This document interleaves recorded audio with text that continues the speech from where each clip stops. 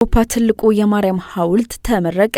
በፖላንድ ሀገር የታነጸው በአውሮፓ ትልቁን የቅድስት ማርያም ሐውልት ምርቃት ተከትሎ ወደ እግዚአብሔር አምላክ እንድትመራን ጸሎት ተደረገ። ነሐሴ 9 ቀን 2018 ዓ.ም በፖላንድ ኩኖቶፒ የተመረቀው የምህረት እመቤታችን ሐውልት ከ55 ሜትር በላይ ርዝመት ያለው ነው። በአውሮፓ ትልቁ የምህረት እመቤታችን ሐውልት ምርቃት ስነ ስርዓት የነበሩት በፖላንድ ካቶሊክ ቤተክርስቲያን የዎሎክላውክ ሀገረ ስብከት ጳጳስ ብፁዕ አቡነ ሽሽቶቭ ቬንቶቪስኪ ርዕሰ ሊቃነ ጳጳሳት በስፔን ባርሴሎና ሐዋርያዊ ጉብኝት ወቅት በተገኙበት የሴግራዳ ፋሚሊያ ባዚሊካ የተናገሩትን አስታውሰዋል። ብፁዕነታቸው በወቅቱ ቅዱስነታቸው በባዚሊካው የሚገኘው የኢየሱስ ክርስቶስ ሐውልት ስናደንቅ ስለ እግዚአብሔርና ስለ ራሳችን እውነቱን ወደሚገልጥልን ዓይናችንን ከፍ እናደርጋለን ማለታቸውን አስታውሰዋል።